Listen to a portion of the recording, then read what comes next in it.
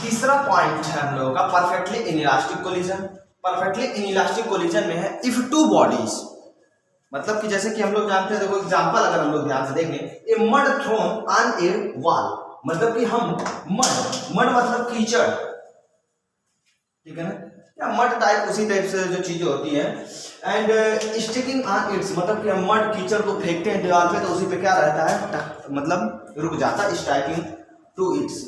A man jump into the moving trolley, a man jump into a moving trolley, मतलब कि अगर एक आदमी है वो जंप कर रहा है, a man jumping into a moving trolley, मतलब एक आदमी जो है अगर मूविंग ट्रॉली में क्या कर रहा है, जंपिंग कर रहा है। अगला एग्जांपल है a bullet fire into a wooden block, मतलब कि एक बुलेट जो है, बंदूक की जो गोली है, ठीक है, उसको फायर किया जा रहा है ए वुड ब्लॉक पे, लकड़ी के ब्लॉक पे क्या किया जा रहा है, फायर किया जा रहा है। जब लकड़ी के ब्लॉक पे फायर किया जा रहा है तो लकड़ी और बुलेट की गोली ये दोनों एक दूसरे के साथ, मतलब रिमेनिंग इम्बेडेड इन इट, मतलब जो बुलेट की गोली है उसी में धंसी हुई क्या रह जाती है, रह जाती है। मतलब अभी यहाँ पे मैं अगर तो जंप कर रहा है, क्या कर रहा है, ट्रॉली, मूविंग ट्रॉली में अगर जंप कर रहा है तो क्या होगा, अगर जंप करेगा तो इसी पे आके ट्रॉली पे ही आएगा। अब में भी हो सकता है ट्रॉली हल्का सा आगे निकल जाए, न्यूटन का लॉ लगाने लगे, हल्का सा आगे निकल जाए, सर जहाँ पे कूदा वहीं पे नहीं गिरेगा, हल्का पीछे आ जाएगा, कुछ भी होगा, ठीक है ना, वो तो बात की बात है। लेकिन यहाँ पे हम कह रहे हैं a man is jumping moving trolley, ठीक है, a mud is throw on the wall, ठीक है, लूज ऑफ काइनेटिक एनर्जी। चौथा हम लोगों का है super elastic or explosive collision,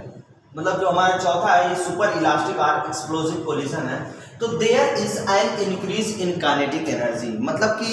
इसमें कह रहा है कि there is an increase in kinetic, हमने सोचा थोड़ा बड़ा लेंथी डेफिनेशन लिखने से बढ़िया छोटा शब्दों में लिखते हैं और समझते हैं। There is an increase in kinetic energy, मतलब कि यहाँ पे क्या होगी, काइनेटिक एनर्जी में इंक्रीज होगी। जैसे कि तुम जानते हो क्रैकर, पटाखा, ठीक है ना, पटाखा जानते हो कि नहीं जानते हो, पटाखा,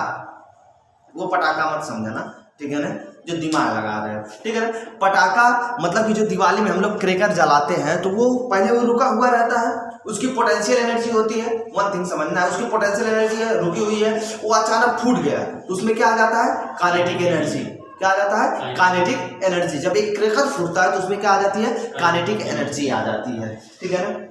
दैट्स क्लियर। तो वही कह रहा है this occurs if there is release of potential energy on an impact, ठीक। एग्जाम्पल है bursting on the cracker when it hit the floor forcefully, मतलब कि कभी कभी ऐसा भी होता है कि जब हम किसी भी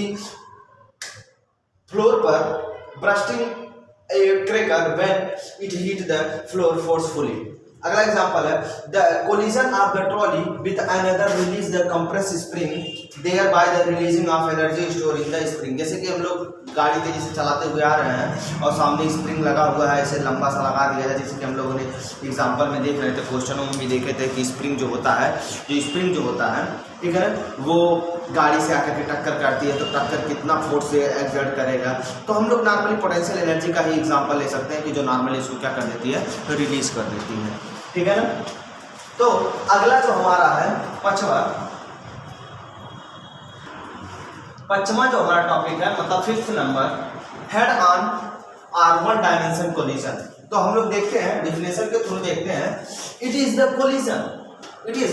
collision in which the collide body move along the same straight line path before and after collision। मतलब कह रहा है कि जब दो बॉडी आपस में टक्कर कर रही है या फिर कोलाइड कर रही है, दो बॉडी या तो टक्कर कर रही है या फिर क्या कर रही है, कोलाइड कर रही है, ठीक है ना, तो ये बॉडी जो है, ठीक है ना, ये कोलाइडिंग होने के बाद, कोलाइडिंग मतलब जब टकरा जा रही है तब, कोलाइडिंग मतलब टकराने की बाद की कहानी बता रहा है, कोलाइडिंग, ठीक है ना। तो colliding and body move along the same straight line, मतलब एक ही लाइन में वो मूव करेगी, ठीक है ना, लाइन पथ, ठीक है ना, before and after the collision, मतलब पहले भी और बाद में भी, टकराने के बाद भी वो सब एक ही डायमेंशन में कोलाइड करके क्या कर रहे हैं, चल रहे हैं, तो उसको हम लोग क्या बोलेंगे,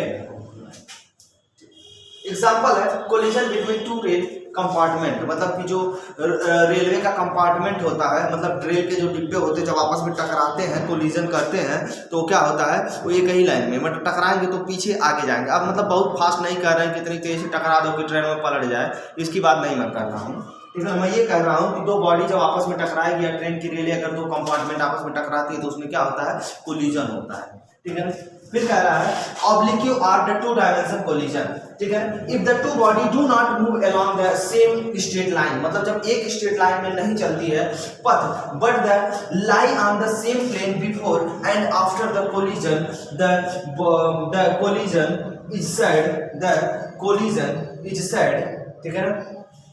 टू बी ऑब्लिक और टू डायमेंशन कोलिजन। मतलब एक बार फिर से हम लोग देख लेते हैं कि जब दो बॉडी जो होती है, ठीक है ना, do not move along the same straight line path but lie the same plane before the after